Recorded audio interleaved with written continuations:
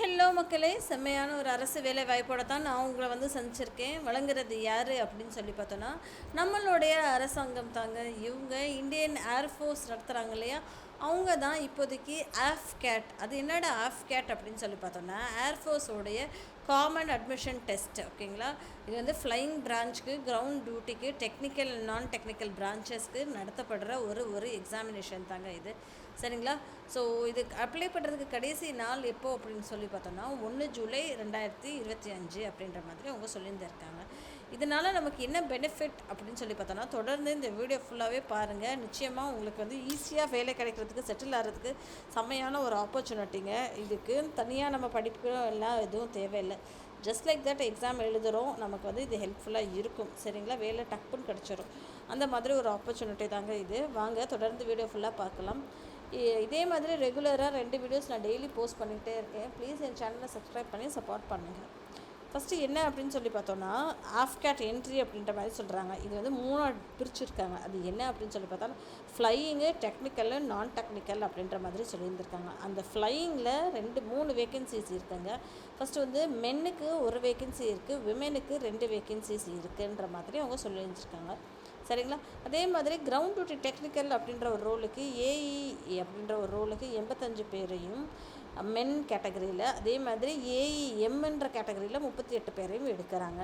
விமெனில் ஏஇஎல்ன்ற கேட்டகரியில் 23லையும், ஏஇஎம்ன்ற கேட்டகரியில் 10 பேரையும் எடுக்கிறாங்க. சரிங்களா.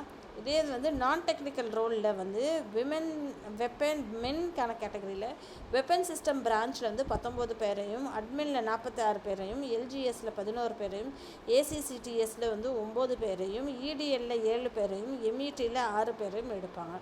இதே இது வந்து விமென்ற கேட்டகரியில் வந்து வெப்பன் சிஸ்டம் பிரான்ச்சில் 5 பேரையும், அட்மினில் 12 பேரையும், எல்ஜிஎஸில் 4 பேரையும், ஏசிசிடிஎஸில் 2 பேரையும், இடிஎனில் 2 பேரையும், எம்இடியில் 2 பேரையும் வேலைக்கு எடுக்கிறாங்க. சரிங்களா.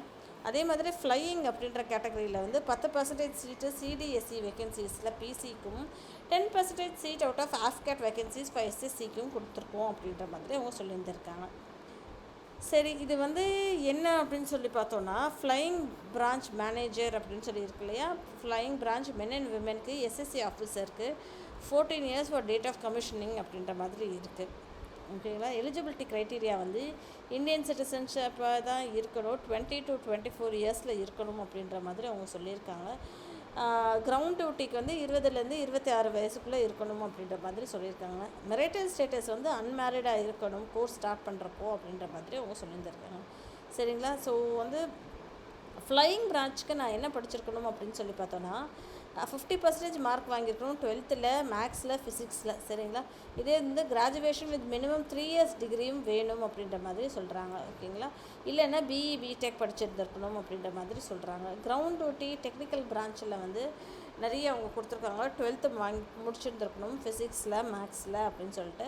அது போக நிறைய டிகிரிஸ் எல்லாம் இங்கே கொடுத்துருக்காங்க. இதில் நீங்கள் ஏதாவது படித்திருந்தாலும் நீங்கள் அப்ளை பண்ணலாம் அப்படின்ற மாதிரி அவங்க சொல்லியிருந்திருக்காங்க. ஏரோநாட்டிக்கல் சயின்ஸுக்குமே அப்ளை பண்ணலாம் அப்படின்ற மாதிரி அவங்க சொல்லியிருந்திருக்காங்க. சரிங்களா. இன்னும் ஸ்க்ரோல் பண்ணிட்டே போகணும்னா நிறைய வேகன்சிஸ் இருக்குங்க. அப்ளிகேஷன் எப்படி ஃபில் பண்ணுறது அப்படின்றது தொடர்ந்து கண்டினியூஸாக பாருங்கள். பேமெண்ட் இருக்குங்க. நீங்கள் வந்து ஃபில் பண்ணுறப்போ வந்து உங்கள்கிட்ட வந்து ஆன்லைன் மூலமா நீங்கள் வந்து மேக் பேமெண்ட் அப்படின்ற மாதிரி கொடுத்துருக்காங்க. அது வந்துடும். சரிங்களா. ஸோ என்னென்ன கொடுக்கணும் அப்படின்னு சொல்லி பார்த்தோன்னா, full name, email ID, mobile number, verify email and mobile, OTP on email, OTP on mobile, captcha, இது எல்லாமே கொடுக்குற மாதிரி இருக்கும். ஓகேங்களா. குவாலிஃபிகேஷன், எஜுகேஷன் குவாலிஃபிகேஷன் சொல்லியாச்சு இல்லையா. இது எல்லாமே நீங்கள் பார்த்துக்கோங்க. பார்த்துட்டு நீங்கள் வந்து ரீட் பண்ணிட்டு உங்களுக்கு டெஃபினட்டாக இது ஹெல்ப் பண்ணணும் அப்படின்னா அப்ளை பண்ணுங்கள். நல்ல ஒரு பேக்கேஜோடு உங்களுக்கு வந்து அவங்க கால் ஃபேர் பண்ணுவாங்க. தேங்க்யூ மக்களே.